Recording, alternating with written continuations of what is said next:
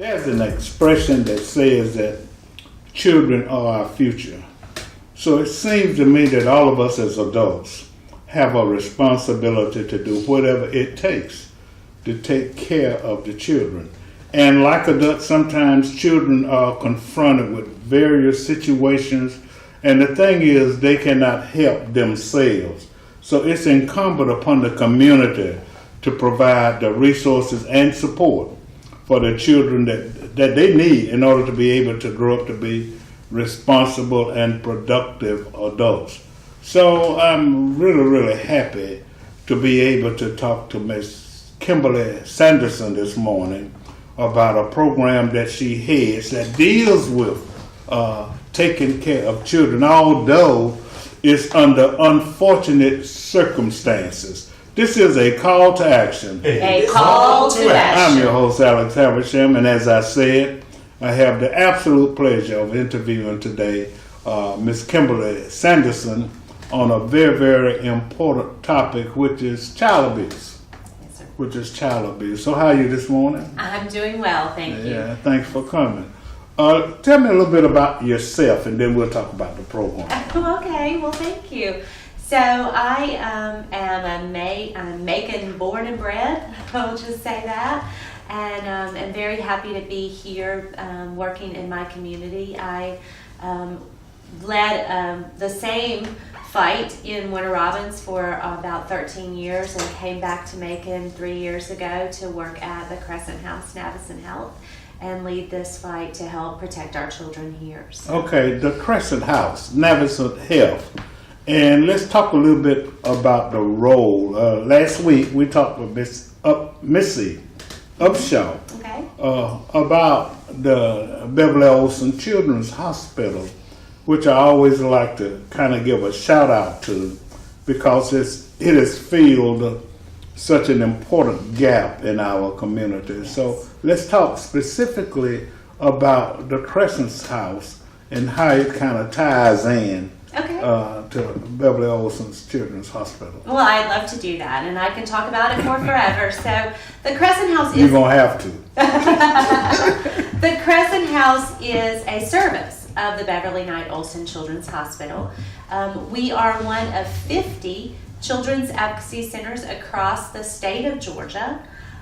So we are part of an organization called the Children's Advocacy Centers of Georgia, which is a state-run conglomeration, if you would, of all of us. We all look a little different, all the advocacy centers out there, but we all pass the same 11 standards, so we're offering the same types of services to all of our children. Those services include forensic interviews, forensic medical exams, access to therapeutic services, and advocacy services. Well, let me so when you say forensic, then that deals with somebody having interacted with a child on possibly a criminal, from possibly a criminal perspective. Correct. So a child can't just come to the Crescent House. There has to have been a report of some type of child abuse. Now that can be physical abuse or sexual abuse or witness to domestic violence, which is also considered child abuse. And so there is a report. So if the child just happens to be in an environment where that child observes domestic violence, yes, sir, then that's part of that too affects the child. Yes, it does. Go ahead. I'm sorry. No, that is perfectly fine. So when there is that report is made either to law enforcement or the Division of Family and Children's Services, and then one of their investigators would call to the Crescent House and schedule an appointment to bring that child in.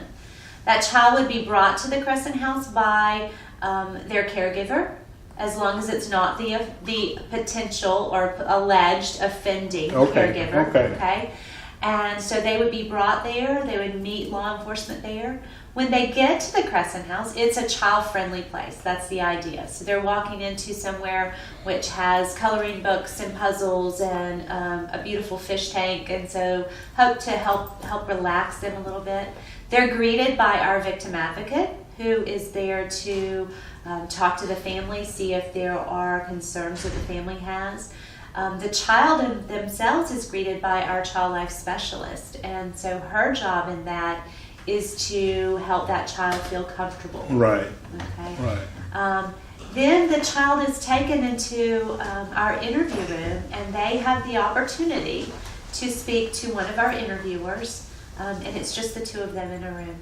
Yeah, that's really phenomenal. And I think, Ms. Anderson, that really that child abuse is an often overlooked phenomenon. I saw one, and then maybe I read it wrongly. I was hopeful that I did. Where like 1 in 4, I think 1 in 4 girls and 1 in 6 boys. Remember, have been victims of child abuse. I mean, actually, it is that they will be victims of child sexual abuse before they reach the age of 18. Wow. And let's stay on that point now. Because I think historically we have seen where child abuse has been very prevalent in the lives of people who have become adults and still are affected by those actions that happen to that child. I think even Oprah said she was abused as a child. I do agree with that. And so I'm happy that it's kind of coming out now where people are admitting that child abuse occurs, because for a long time, it was taboo. They don't talk about it. Mm-hmm. So just talk a little bit about those numbers, if you would. Well, certainly. So child abuse, be it again physical or sexual abuse, is a traumatic event. So general public can be out there and think about a traumatic event maybe they've experienced. Say it was a sudden death of a loved one, or a car wreck, or something that affected them traumatically. And think about how often you may reflect back on that event. Okay? Maybe it's on that loved one's birthday and you reflect about how devastated you were during that time, or you drive down that same road where that horrible car wreck was and you think, oh my gosh, this happened. Well, the same thing happens to children who have been abused. And so there are what we call in the business triggers that are going to bring up that abuse again. The good news, if you can find good news in that, but the good news is that with therapy and with intervention, children can be taught how to deal with those triggers, because those triggers are always going to come for the rest of their life. They're going to happen. But what you learn in therapy is how to deal with those triggers. And so to not let them continue to put you into a tailspin, if you would, every time a trigger comes up. Yeah. I know that there are often times, and it affects me, even to the point of when I see hungry kids overseas, because that's a form of abuse. If children don't eat, they deserve the right to be taken care of and to be fed, etc. So, I mean, how is there a way? And I know this is kind of ticky and tricky. Okay. Is there a way for a person who suspects, I really abhor any mistreatment of children, because they have the right, they don't deserve it.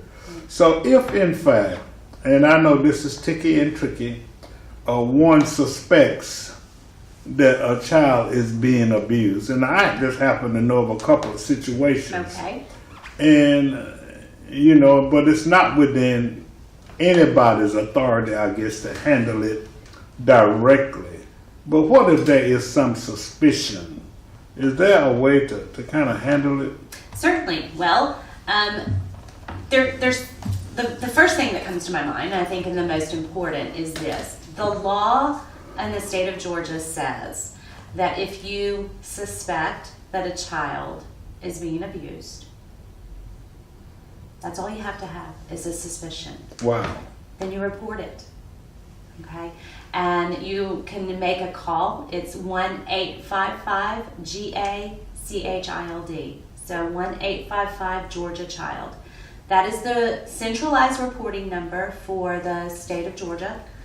And all you have to have is a reasonable cause to believe that there is a suspected case of abuse going on. You don't have to prove it. You don't have to know it. In fact, the law enforcement and DFACS will tell you, we don't want you to prove it or know it. Okay, so we don't want you to be that involved. They're professionals for a reason, and that's their And you job. can do it anonymously. You can. Go ahead. I'm sorry for No, that. that is perfectly true. You can do it anonymously.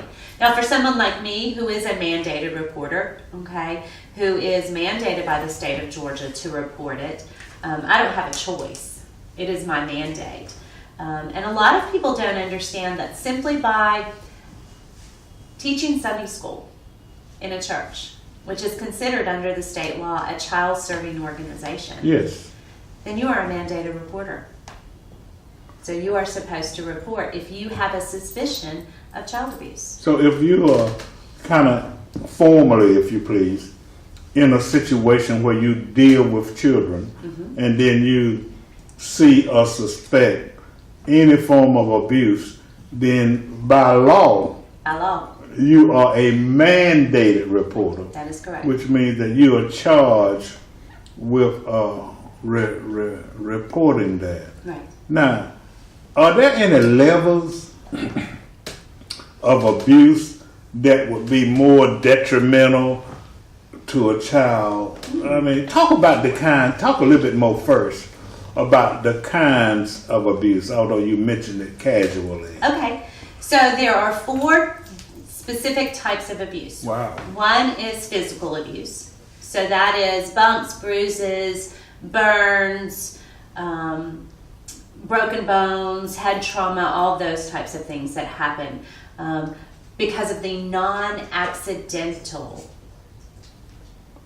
trauma to a child. Okay, so it wasn't like Johnny fell off the bike. Somebody caused him harm. Okay, now put a pin in that for me. Okay. Before you talk about those other 3. You said it's physical abuse. Okay. What about whipping a child? See, that always comes up.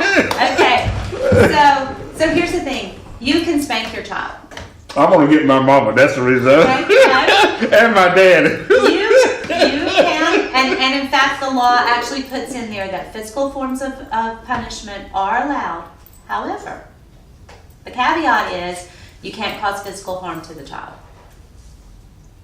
Well, now you need to explain that. So, Because it's going to hurt. Okay. Okay. We know that a spanking's going to hurt, but you cannot spank a child to the point where you're leaving bruises on them. Yeah, they get blisters and Right. bruises and You can't broken.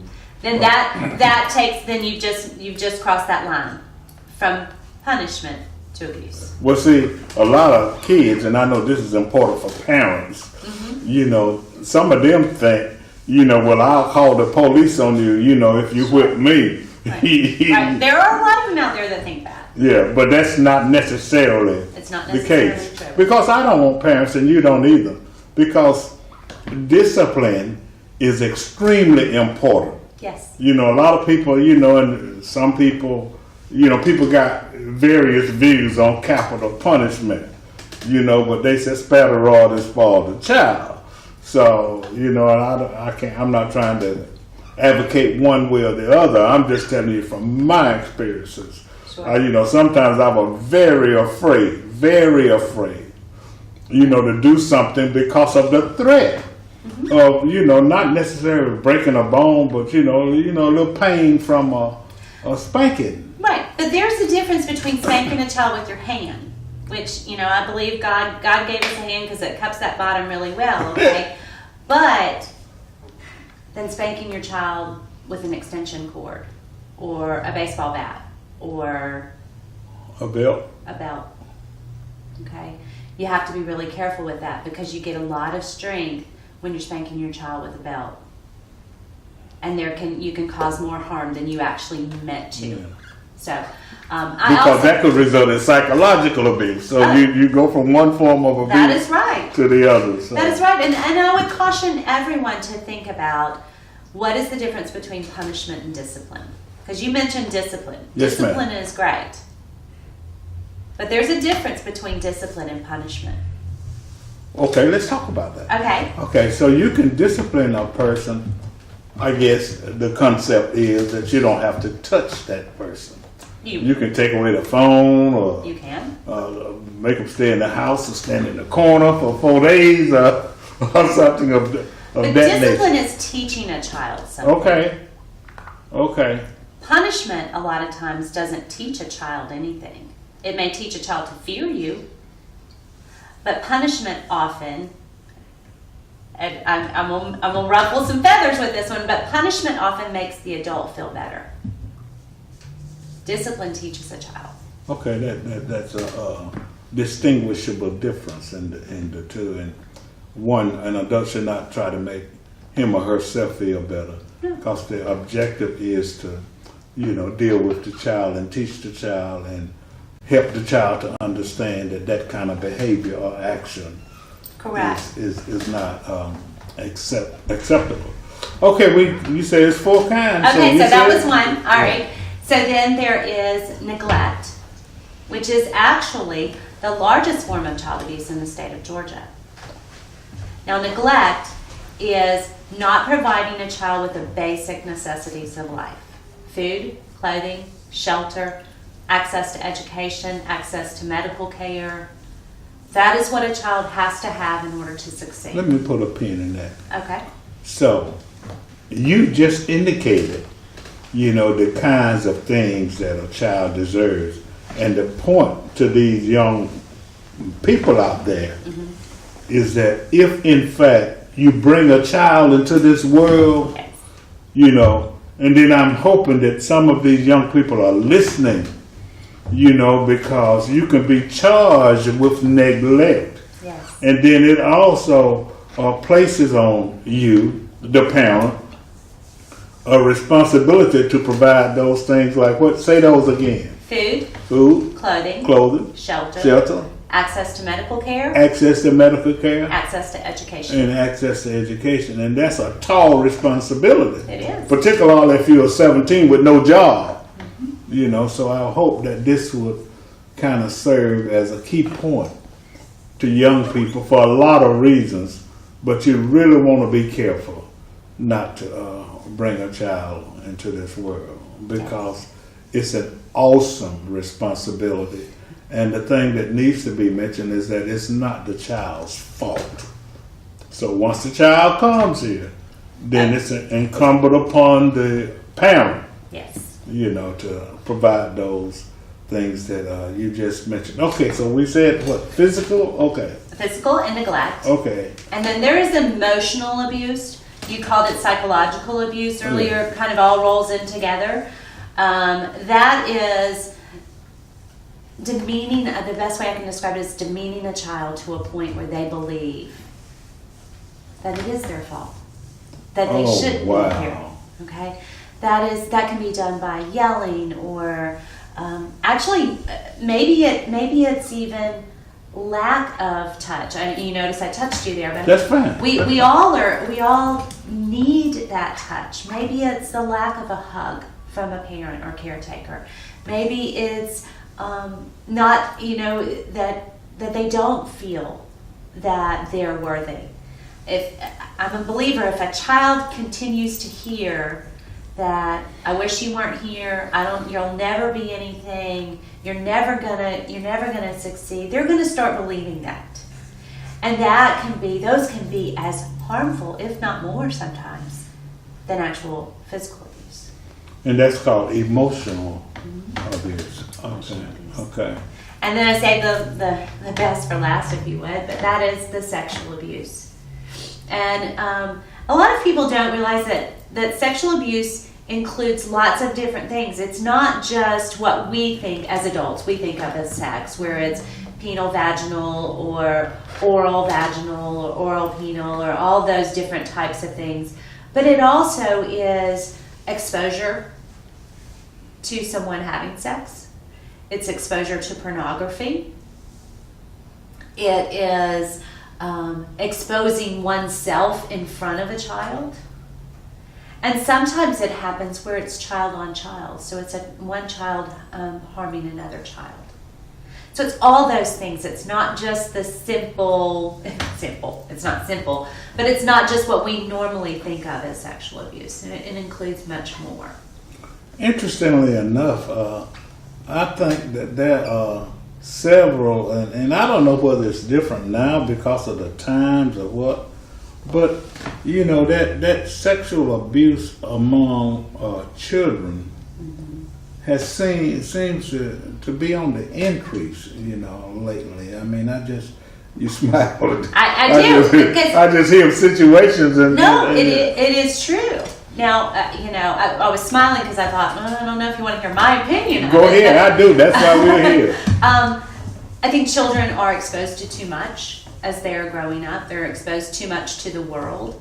So they are seeing things on the internet and on TV and on their tablets and all of that we never would have thought about having a child exposed to. So I guess what you're suggesting, since sexual abuse and emotional abuse can be kind of tied in, particularly if it's through some kind of technological means on some kind of a device. So talk about how one should be careful to kind of be familiar with what their child has been exposed to, either voluntarily or involuntarily. Right. So I'm a big believer that if a child is on a device of some type, mom or dad need to know what they're doing on that device. So we can't leave our devices, and that is TV, and that's everything. Anything that has a screen. Okay, that's from a phone to a big, 50-inch TV. You can't leave a child in front of that without knowing what's going on. There were several things in the news maybe a month ago or so about ads that are popping up on YouTube Kids. We think YouTube Kids is a very safe place for our children to go and watch videos, but there are horrific ads that are coming up on that. You get somebody who is playing Fortnite. That's a big game now, amongst the young boys at least. And you get somebody who's playing that, and they're playing it with other people. Well, you don't know who that other person, will call him Jim. You don't know if Jim is really Jim, an 8-year-old boy who's playing, or if Jim is a 40-year-old man who's pretending to be an 8-year-old boy playing this game to gain access. So we just don't know. And parents, I think, I'll say this, one of the things that is so important, and I saw it in a training, was this. And this man said, if your child comes to you and says that they want to go out with a friend at night, okay, you're going to say, okay, who are you going with, where are you going, how long are you going to be there, and what are you going to do? Right? We all agree that. We're going to find that out. But what we don't do is when they say they're going on the internet, we don't say, who are you going with, where are you going, what are you going to do while you're there, and who you're going to be with. Right, and who you're going to be with. And so we should do the same anytime our child is not under our direct supervision. Right. Because you've got predators. Yes. You've got predators. Talk a little bit about the predators and the pedophiles who use those technological devices to, attract and engage with children. Okay. So we often think of the child abuse predator as the guy in the trench coat with the hat and the sunglasses who stands by the playground, okay, and looks in. You know that guy that I'm talking about, right? That's what we think about. Well, that guy's now on the internet. Wow. Okay, and he's hiding in plain sight on the internet. And they're tracking kids, because what happens is kids they think they're safe when they're out there on the internet. So they may divulge information about themselves without even realizing it. They may talk about, I saw again in a training one time where this little girl had been having a conversation with someone who she thought was a young boy. Turns out he wasn't. On the internet. On the internet. And probably Facebook, that's a big thing, or Instagram or whatever, Snapchat, they use all those other things. But had been having this conversation with this young boy, and she had followed the rules and not given out her address or anything. But she had talked about where she went to school, the colors, what town she lived in, I think the colors of her school, talked about the fact that she had just gotten home from cheerleading practice or whatever.